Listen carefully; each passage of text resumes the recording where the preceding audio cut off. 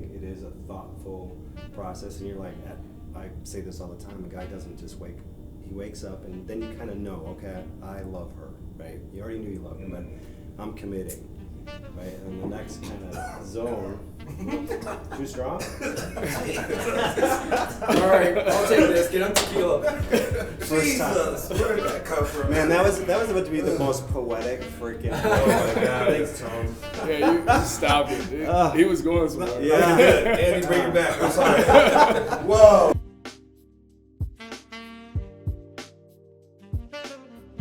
All right, well, this is Buy Like a Guy, and I'm really excited today because my friend Tone here just pulled 3 guys who, 2 have already bought engagement rings. I don't think I'm giving anything away by saying you're probably going to buy an engagement ring, right? No. Okay. He may be getting an engagement ring. And I just had some questions to guys about what it's like to walk into a jewelry store. How are you feeling? Because as being on this side of the counter of the rings, I find it to be so crazy simple, but of course I have the experience and the knowledge, and I have some wisdom from waiting on you guys for 30 plus years. But I gotta think there's gonna be some very common threads for all guys when they come into the jewelry store. So I'll start just with some questions, and then let's let it roll. All right. Yeah, okay. So actually, the first question I was thinking of, we get a lot of referrals here, right? So, and so do other independent jewelry stores. And I'm always really curious, how does that referral happen? Like, were you referred to stores? Like, where does that conversation happen? So I reached out to a couple of friends of mine who had just gone through something like it, and I just made the decision when one of them said, this place is less frills, they don't haggle. Yeah. Now, I don't know if that really means they don't, or I just missed it. Right, My opportunity there. I don't know yet, but I just went with it was a big name, and so I just felt comfortable with I don't want to go buy a used car from someone. I want to go in, know what I'm getting. But do you like initiate the question? Like people know you're in the market, and you just, Yeah, just come up at a bar. I reached out. Yeah. Oh, okay. I had to start somewhere. That was my step one. That's your step one. Asking a friend. Right. Yeah. I think in those situations, you kind of you gotta know that you wanna go look for rings, or you're in the market, right? Yeah. Because you can't just all of a sudden, I Hey. think I'm gonna go look at rings today. It's not a normal errand. You just do it on Saturday. Right. No. Same for you, or? Mine was a little different. I think it was more or less, I was with my wife for quite a bit of time beforehand. Okay. So you said, hey, we're gonna go look at rings today. Not necessarily, but in the sense of, there was that peer pressure by other people. Yeah. Hey, when you guys get married? There was that already conception of they're married. Right. It's like, Oh, yeah. no, we're still dating. We're getting to that step. So it was like, once you start hearing it over and over again, obviously you just start thinking about it. It's like, am I ready for that step? And then I started analyzing our actual physical relationship and everything. Like, okay, maybe I am ready for this, and then that's how I got on the subject of ring shopping. Right. So I think that's like a really cool thing, again, that I think men aren't given enough credit for. No, I think I'll tell you, because from my perspective, a lot of times guys come in and they're like this, and I know I suspect there's a fear factor there. Is that true? We may not want to call it that, but you just don't want to screw it up, and you kind of want to show that you are a guy. You're not going to be taken advantage of. Do you think that's true, or? Yeah. I don't know how you guys behave when you walk in. To a point, that's true. There's fear factor, but there's also just, a lack of understanding. Right. If you put me in an office on Wall Street and throw me in a chair and say start trading, I really don't know what's going on. Right. I can only, yes. take what I think I know and apply it, but I don't. Scared is part of it, but just a lack of information. And really. I think there is a fear in it. Like, are you gonna pick the right ring? Mm-hmm. Do you know her size? Is she gonna want more diamonds? Like, because question. Like there is that fear, that initial fear, and definitely if you don't have that conversation with your lady. Either you like, okay, like, cause you want to make, for me, you know, I like to be, you know, like, I like to surprise my lady, you know, I like to do things spontaneously. So for me, it's like, do I want to take her to go look at rings? Like, we had this conversation before. Val and I came here to look at rings. So it's like, I wasn't sure if I wanted to bring her along this journey. But in that same thought process, I'm like, I will have so much doubt and fear of, did I pick the right one? Did I do the right thing? You know what I'm saying? Like, all of those different conversations, all those different questions. So I think the fear is okay, but I think communication is definitely key for sure, because I mean, one of the things that I sort of, I don't know if I preach it, but I think in my mind the most important thing is the individuals you're working with over the ring, almost to find the right ring. I feel like short of that, you're going to remain blind, you know. Right. Like if they're not like they're just trying to, I think it's important, at least this is how I deal, right? And this isn't to sell me. I deal with, you woke up and you said, damn, I'm going to do this, right? And that is the overriding thing. I want to get a ring to show her that she can show other people. And that's where it starts. And I think our industry somehow gets in, it must be well, I feel like we get in your head by starting to tell you about color and clarity and cut and the metals and this is made well and don't buy that. I know that comes from it's a two-way street. Like, you're asking us questions. But I think sometimes that can be just a terrible rabbit hole, and you can't even make a decision. Everything, all of a sudden, there's too much. right. And you're like, shit, now I don't know what's the right thing. And so I think, like, as jewelers, I think one of the things, our job is to really grab hold. And we were talking about it earlier, right? You know what you do. I know what I do. You're still the boss. Right. But I think it's on us to sort of calm you down a little bit and help you focus on what's really important, because that's how I feel. Does that seem accurate, or am I just like... I think that's spot on. I'll tell you this though, when I got mine, I didn't really feel like the boss. See, that sucks. I didn't. I felt comfortable the whole way through. Yeah. But I, like, thinking about it relating to like buying a car. Yeah. Like, some people hate it. I don't mind it.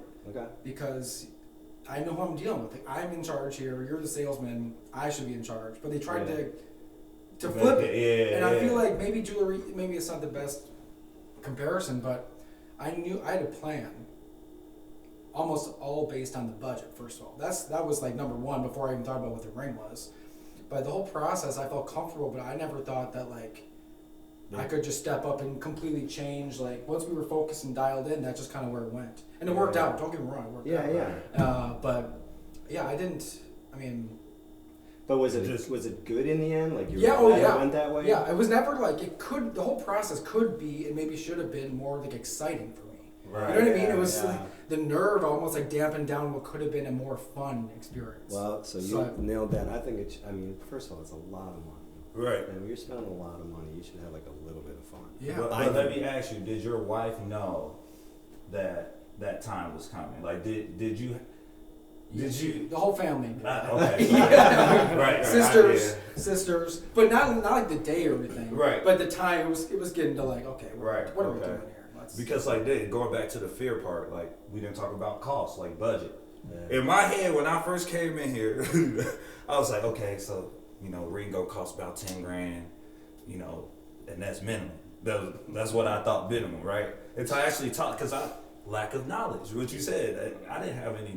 I don't have a lot of people that have gotten married, other than my friends now. But we don't, as men, why don't we discuss like wedding rings and how much it will cost you, or how we don't discuss those things when we're kicking it with each other? Like, you know what I'm saying? This is not a normal conversation for I guess that men have, right? You don't discuss it until somebody's actually in the process. There. So Right. maybe the first guy in the group right gets married, and then the second guy is thinking about it, and he will ultimately consult that first guy. I feel that's how it starts. But it's never the group as a whole talking about one day I'm gonna get married. Yeah. I agree. I also think it comes down to maturity, right? In the sense of, if my friends aren't to that step, you're more reluctant to ask for their opinion. Facts. In the base of, how am I gonna get a response? Like, oh, you get married? They're not like, there. hey, we They're supposed not to be there bros. You yet. know what I'm saying? Like, what you doing? Like, Yeah. no, now I'm ready for that step, but are you ready for that step? Are you ready to talk about that step? Right. So in a sense, it's like, even though I'm mature to like, okay, I'm thinking about this, I want to make that next step, but how's my cast going to support that decision? So I think to your it comes point, down to at that time, no, we were not ready. We were not in that mindset. Your relationship was further along. We had just started new relationships. Yeah. And I mean, it's just that, like, you know, when you try to have those conversations too, you want to make sure you go to the right person, right?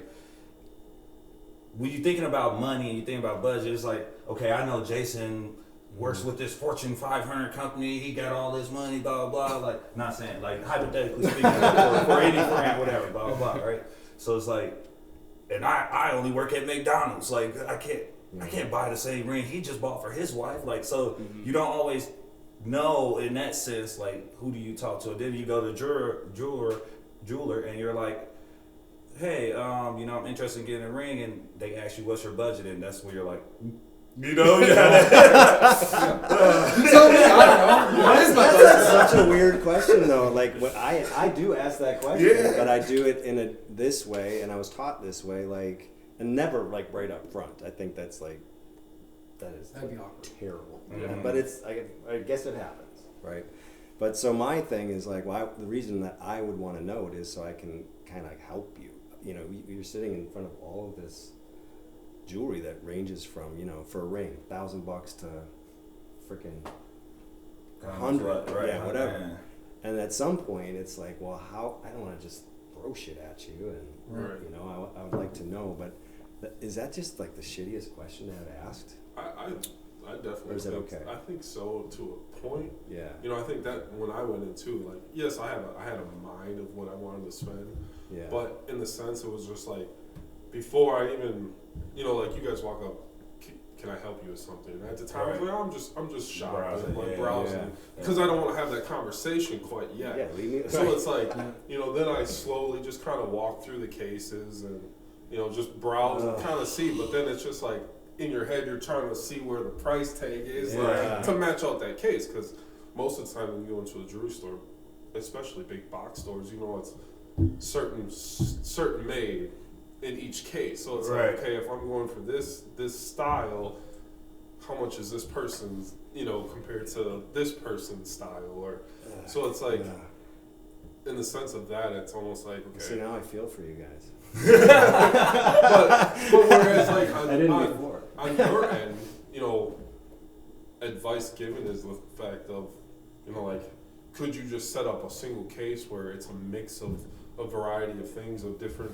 jewelers, different brands, different styles, different whatever, and allow them just to view this case like, hey, before we talk price, anything, like, just look around in here. Is anything in this case that kind of catches your eye? In the sense of, okay, now you knowing price of everything, like, yeah, this now, in your head, you're like, okay, that's a $1,500 range, so maybe he's like in between that $1,000, $3,000 range. So now you should be able to walk into, like, hey, we got these. I see. You kind of vet that out from just your experience. But we start really high first. Oh, of course. You sell top down. I think you'd rather be over here. Because we were told the more expensive it is, the better it looked. But now, and that's why I'm gonna say, could you give us, as, you know, men that are not yet there, your opinion on that? Yeah, I think a lot of like rings, the quality of them, right? I'll stick to diamonds mostly.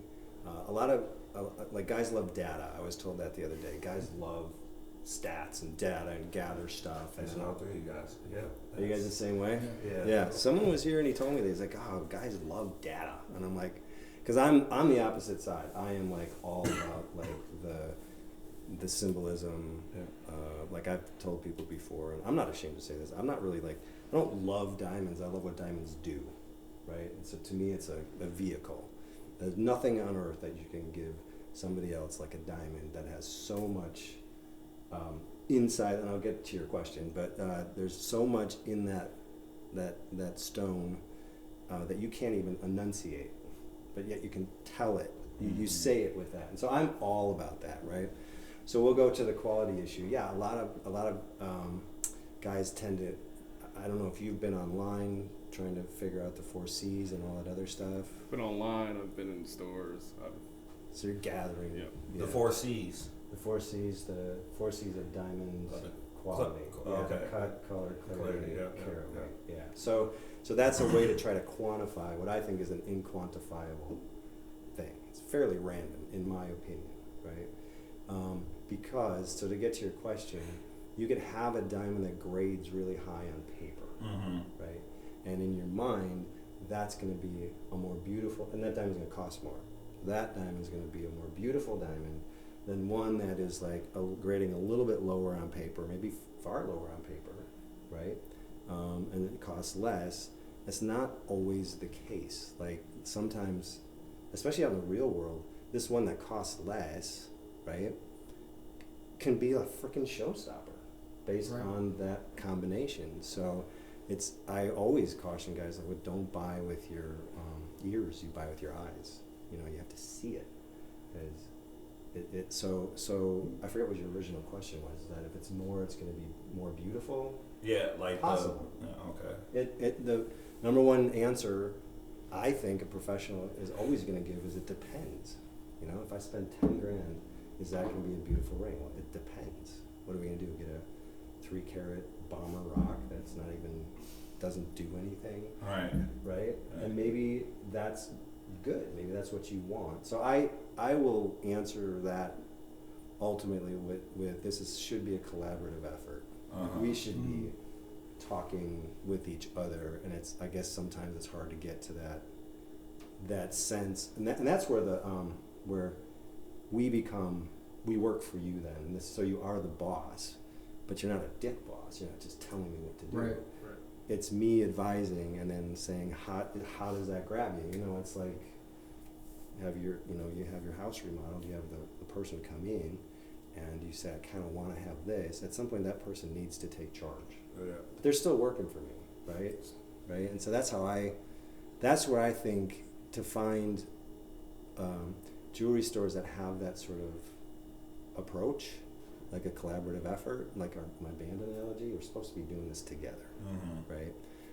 It requires a very high level of trust on your part, you know, but in the end, if you find that sort of person that you talk to that way, that's why I think people are more important than, this sounds like a kumbaya moment, doesn't it?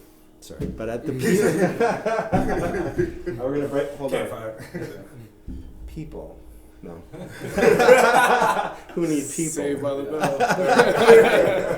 But it is. It's people first, really. If you can get that vibe first, and then and share what you hope to have, and then be open to some advice. I think that makes I think is where it gets like super simple. And then when the idea of budget comes up, and it's like to your point, oh, I really like that ring, you know, and then you're not ashamed to ask how much it is, right? And then let's say it's over budget, you know, that's fine. Then in our efforts we go, well, we know you love this. Well, let me use my knowledge and my connections to figure out how we can get as close to this as possible to the area that you want to be, because we know ultimately, I read this just the other day, when guys come into jewelry stores, they forget why they're there. Yeah, right? It definitely gets overwhelming. Yeah, it gets overwhelming, and I don't like that you know, so I'm droning on, but. So to piggyback off that, a question back to you is, now based on just everything you just stated, when someone does tell you their budget, are you more restricted to stay within that budget, or based on like, hey, this might be your budget, but you're gonna get really good quality, maybe in a lower budget, based on this style that you're kind of looking at? It's both, for sure. I think that the initial thought is, I want to respect that, you know, and then in being totally candid, a lot of times your guys' budgets, you just kind of pull it out of the air, You don't even know. Yeah. It's like, $2,000 sounds good. Sounds like a shitload of money. Right. That's what I'm gonna go for. Right. Until you start looking, and then you go, well, geez, I could do more because I really like that. And so, but initially, it's the goal is to be respectful of your dollars. Right. Like we have to be respectful of your dollars. But I think. and let me ask you this then, because you and I have talked about this in a sense of the value of the ring itself, Mhm. right? Yeah. Money is an object for some people, and Right. and, Yeah, and yeah. can you explain to me why do you feel like the value of the ring itself? Why isn't money as important when you're talking about the history behind you giving a ring to your significant Oh, why other? I don't? Yeah, like as far as like this ring will be able to be passed down generations. Mm-hmm. It's more than just I'm paying this amount of money to give you this ring. It's more than just this is just our wedding ring. So can you explain to me the conversation that we had as far as the real significance of the ring? Yeah, like the money is obviously important once you get the ring, and it's not like you forget how much you spent. But I can tell you, the investment is in your relationship with that person. All of the things you're about to go through, right? This becomes part of your dream, and it's this amazing thing that starts the next sort of chapter of your life. And as you grow together, you have children. That ring's there, right? You have other children, that ring's there. You have grandchildren, that ring's there. And throughout all of the ups and downs and twists and turns of your relationship, it's there, right? And it's so powerful. And the idea of it being worth $5,000, that ends shortly. Right. Especially as you start to discover more about each other. I mean, we're all maturing at different levels and going through different experiences. That diamond becomes almost priceless, really. I've seen it, where, of all the possessions that somebody had, as they went through these ups and downs and twists and turns, and here I am 25 years later, we're still together. Do you want to sell that diamond? No, this is my diamond. Right. This is my diamond. The moment a woman sees the diamond for the first time, it ceases to be a diamond, it becomes her diamond, right? That's what we're kind of shooting for. And I know there's a lot of money that is involved in that, but you can name me 10 things you can buy that you still have from 10 years ago. Shoes, phones, cars, I was computers. gonna say shoes. You talking to shoe guys? Yeah, so they that's got what I thought of. But you should have that too, right? But so yeah, it is definitely worth more. Again, I'm not denying some of these can be expensive, and it's a big spend. But in the vast scheme of things, cars, home, you need these things. We all need these things, but you buy it once, right? Mm-hmm. And you present it. And especially if it's from the heart, I think I feel it's very, very simple. I love you. This diamond is the ultimate symbol of our commitment to each other. When someone sees you wearing it, they know that you are loved and you love someone back. These are all these romantic sort of things, which is also true. Right. So that's why I try not to poo-poo it, but I find it so simple. But of course, this is my business, so my goal is to sort of take some of that idea that I'm going to do it wrong away. Mm-hmm. I don't think you can do it wrong for the most part. 2 questions for my married fellas here. Yeah. When did you start saving for that ring? And that's the first question. When did you That's a good question. That's definitely a good question. I think for me, obviously, I'm a data guy, so I did a bunch of research. The quote, I guess, is you're supposed to spend 3 times your salary. Your salary. Sure, in a sense. sure. I say 5. So, but Wait, 3 times the salary? Yeah, bro. What I heard, That's why I out thought there. it was 10,000. That's That's actually why out there. But at the minimum. 3 months. okay, earlier, there we Yeah, go. three- You said 3 times. Okay, No, he did. Yeah, no, you're right. my bad. Okay, 3 That's a times. nice house. 3 months worth of your salary. You're right. That is it. I'm not trying to scare you. So, But still, though, I mean, if you make a decent amount of money, or if you don't make a decent amount of money, that can halt you, right? So Right. if you know, let's say you bring in $5,000 a month, you know, so you're talking 15,000, like that's an eyesore when you think about it when you're going into a jeweler. Or to your analogy with a McDonald's employee, that might make $2,000 a month. Right. Like $6,000 is a lot of money for Yeah. them to go into a jewelry store to spend on a ring. Yeah. So it's like obviously you get that number, and then you're like, all right, well, does she love me for me or does she love me for the money? Like, you know, so it's like going We back help to you your sort that context out. of you know the heart. We're like, you know the I'll take a grand. It's like that voice in your head is talking you out of it. right. So you get, you know, as much Does as she you want love to me? be, as much as you want to be heartful and you know put that heartness into it. Yeah. It's like, okay, if I can't afford the $15,000 ring, is she gonna think of me different? Mm-hmm. You know, so like that's when you come in. When someone comes in, they're like, "Oh, my budget's 15,000." That's when I go with bourbon. So it's like, you know, those little things, and then slowly, and then it's like, hopefully at some point you can start putting some money away in the sense of like, you know, I did it for, I started putting just, I didn't have an expectation or anything. I was like, you know, I'm gonna just do a 6-month thing, see where I can get in 6 months, and that wasn't breaking my bank, stopping my spending, anything like that. So it was like, at that 6-month mark, I was like, all right, I got X amount. You know, what if I did a year?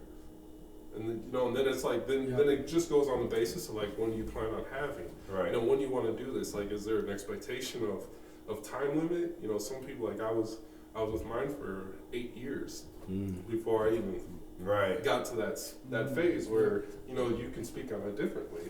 I think mine was, I mean, I wasn't thinking about rings till years in, just because, I mean, I was a little bit younger then, but I'm super, like you, pretty analytical. So I blended that with, like, what's a realistic, like, financial plan. So I knew that, so I was 25 at the time when I proposed. And back then, it worked out perfect. I was actually looking to build some credit. I didn't have much at all. And so I remember thinking, like, well, this is something I could do. So I knew I wanted to build some credit, so I knew I was going to put some on a credit card, which was scary, because I didn't even know the budget yet. But I thought to myself, like, okay, I'm not the best saver, but every year I get a tax return, I get a little bonus from work. So if I could use that to kickstart it, maybe it'll help me when I see the numbers, like, saving. And so what I did was right around this time, opened up another checking account with no cards, no nothing, just the account, instead of just automatic transfers for the ring. Just like, just get it started. Don't have checks, a cardboard, nothing. Just have it go there, right? That is smart. And it helped so much, because then you forget about it. Yeah. You don't forget about the ring and you know, the relationship is moving forward. But you get the number of what you get every paycheck now, and that's just what my brain turned to. Right. So then. Okay, so that's great advice. It is. Actually. If it's better advice if you're not a good saver like I was. Yeah. Like it forced you to be. Right. You know, because I didn't have the self-discipline. I spend money on shoes. Y'all need to see your shoe collection. Like, it's just, it was, you know, it was a balance. Yeah, I did the same thing buying a house. So Oh, that's a genius strategy. Yeah, and see, and I need to take advice from y'all, because when you're not a good saver, out of sight, out of mind is the best. Right. It's that automatic transfer. You don't see it. You don't think about it.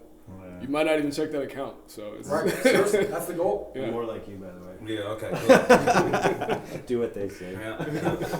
And what about you? You know, I know you got married so long ago. So when did you start saving, or when did you know, okay, I need to prepare for a ring, or how long did it take? Well, that's so different for me because I'm just in the business. So for me, it was like I knew what I was gonna. I knew what I was gonna. You just made the ring, huh? Just like. Yeah, it's a little. But it's still tax My bad. That's so mean. That's like you're gonna delete that. Love you. Yeah, edit that out. That's so mean. That's so mean. But it still meant it. No, but my second part to that question though was like, you know, what did you guys have to sacrifice?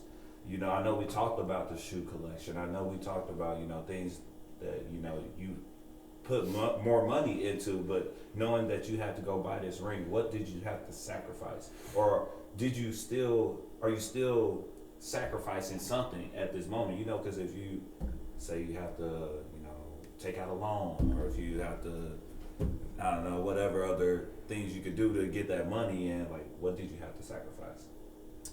I wouldn't really say I sacrificed in the sense of preparation, right? Right. So it's like when you're to that step, and it's like you take the proper protocols, you're not a good saver, so you set that money aside, or whatever the case is. But ultimately, I think once you start sacrificing something to get something, in my opinion, I think now now every time you look at it or you get in an argument, you're like, do you know what I sacrificed? That's a good point. That's a good point. So it's like, in hindsight, it's like you don't want to sacrifice because you want to keep that loveness and, you know, the charity and like, I got this for you. You know, I put my all into this. Right. I didn't sacrifice. Yeah, right. You know, so it's like you don't have that guiltness behind it. Like, I didn't get the retro J's that came out in 6 months. You better love that. They didn't went up on StockX, so like, So I think that for me it was like I didn't want to sacrifice because I didn't want to get to the point where it's like, okay, I'm stopping what we're doing, and I didn't want to get questioned because like, well, we were going out to eat all the time. Why are we going out to eat? Right. What do you say? I can't tell you. What? Why did I get my Happy Meal this week? I don't get I it. could go to Culver's instead of Texas Roadhouse. Right. We gotta just pump the brakes for a little bit. But I think those are okay sacrifices, though. I feel like that's a change that could be. If you were Wisconsin. Okay.